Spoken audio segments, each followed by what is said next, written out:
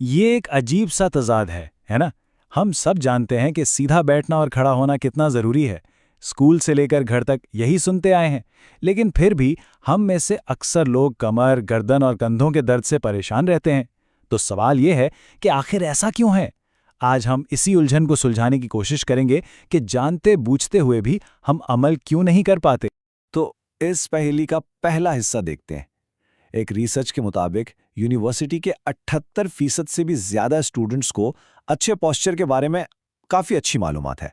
मतलब उन्हें पता है कि सही तरीके से कैसे बैठना और खड़ा होना है। मगर सवाल यह है कि क्या सिर्फ ये जानना ही काफी है? और बस यहीं से असल कहानी शुरू होती है, क्योंकि जिन स्टूडेंट्स को इतनी मालूमात थीं, उन्हीं में से तकरीबन 71% मसल्स और जोड़ों के दर्द का शिकार हैं। अब ये नंबर देखकर तो कोई भी सोचने पर मजबूर हो जाएगा कि भाई मसला आखिर है कहाँ। तो सीधा सा सवाल यही बनता है, अगर हम सब जानते हैं कि सही क्या है, तो फिर भी ये तकलीफ क्यों होती है? दरअसल ये जानने और करने के बीच का एक बहुत बड़ा फासला है, और आज हम इसी फासले को कम करने की कोशिश करेंगे। अच्छा, तो अब देखते हैं कि जब हम इस मालूमात पर अमल नहीं करते तो उसकी क्या कीमत चुकानी पड़ती है। और ये सिर्फ हल्की फुल्की तकलीफ की बात नहीं है, इसके असरात हमारी जिंदगी पर काफी गहरे हो सकते हैं। ये मसला कितना संगीन हो सकता है, इसका अंदाज़ा इस बात से लगाएं कि 2023 की एक रिसर्च कहती है कि कमर के निचले हिस्से का दर्द, जिसे LBP भी कहते हैं, सिर्फ एक ज़ाती मसला नहीं है, बल्कि ये काम से छुट्टियां लेने और हत्ता के माजूरी की एक बहुत बड़ी वजह बन रहा है पूरी दुनिया में। और बात सिर्फ कमर दर्द तक ही नहीं रुकती। मेयो क्लिनिक के एक्सपर्ट्स का कहना है कि गलत पोस्चर से मुसलसल दर्द, जोड़ों में अकड़न, पट्ठों में खिंचाव और तो और सरदर्द जैसी कई परेशानियां भी हो सकती हैं। तो आखिर सबसे ज्यादा दर्द होता कहाँ है? उन्हीं स्टूडेंट्स पर की गई रिसर्च के मुताबिक सबसे आम शिकायत कमर के निचले हिस्से की है। लगभग 42% स्टूडेंट्स ने इसकी शिकायत की। उसके बाद गर्दन और कंधों का नंबर आता है। तो फिर इसका हल क्या है? सबसे पहले हमें यह समझना होगा कि आखिर एक सेहतमंद पोस्चर होता क्या है, क्योंकि इसके बारे में बहुत सी गलतफहमियां पाई जाती हैं। सबसे बड़ी गलतफहमी पता है क्या है? ये कि अच्छे पोस्चर का मतलब है बिल्कुल डंडे की तरह सीधा खड़ा होना। लेकिन हकीकत यह है कि इस तरह सुपर एक्सटेंडेड पोजीशन में रहने से कमर पर उल्टा और ज्यादा दबाव पड़ता है। असल मकसद अपनी रीढ़ की हड्डी को उसकी कुदरती यानी न्यूट्रल हालत में रखना है। देखें, यहाँ दो अलग अलग पोजीशंस दिखाई गई हैं। एक है गलत फहमी वाला पोस्चर, जिसमें कंधे बहुत ज्यादा पीछे की तरफ खिंचे हुए हैं और कमर में एक गैर कुदरती सा खम है।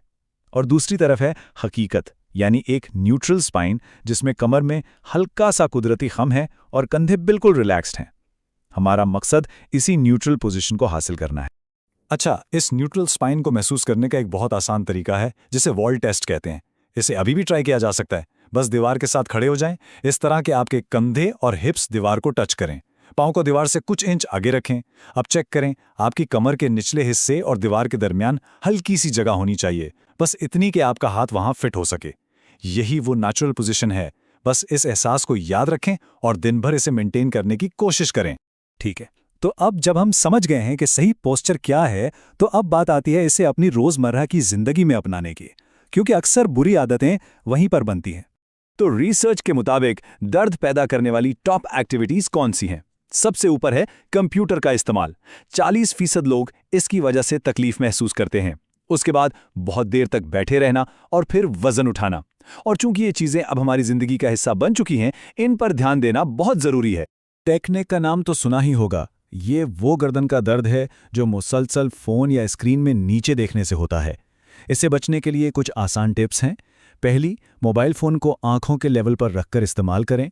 दूसरी, अपनी कमर के ऊपरी हिस्से और कंधों को एक्सरसाइजेस से मजबूत बनाएं। और तीसरी, पूरा दिन अपने पोस्चर के बारे में थोड़ा सा आगाह रहें। और काम की जगह का अहम किरदार है। यहाँ कुछ चीज़ों का ख्याल रखा जा सकता है। हर घंटे में कम से कम एक बार उठें और थोड़ा चल फिर लें। बैठते वक्त पाँव जमीन पर फ्लैट रखें। अगर मुमकिन हो तो ऐसी कुर्सी इस्तेमाल करें जिसमें कमर को सपोर्ट मिले। और अगर खड़े होकर काम करते हैं तो एक पाँव को किसी फुटरेस्ट रखने से आराम मिलता है। ये छोटी छोटी तब्दीलियां एक बड़ा फर्क ला सकती हैं।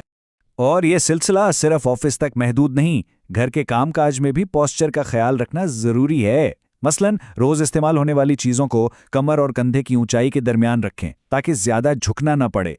हल्के बर्तन इस्तेमाल करें और काम के बीच में छोटे छोटे ब्रेक्स लेकर शोल्डर्स और बैक को स्ट्रेच कर लें। ये ऐसी आदतें हैं जो दर्द से बचा सकती हैं।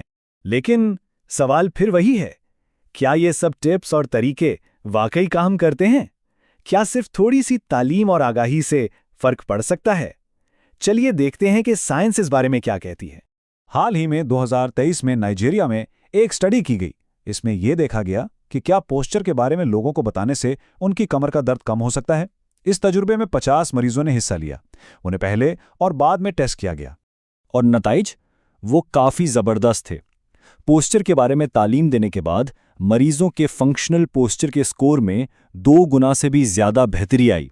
इससे साबित होता है कि सही मालूमात कितनी ताकतवर हो सकती हैं। और सबसे अहम बात, स्टडी ने यह नतीजा निकाला कि इन मरीजों के दर्द में जो कमी आई उसमें से 85% कमी का सबब बराह रास्त ये तालीमी प्रोग्राम था।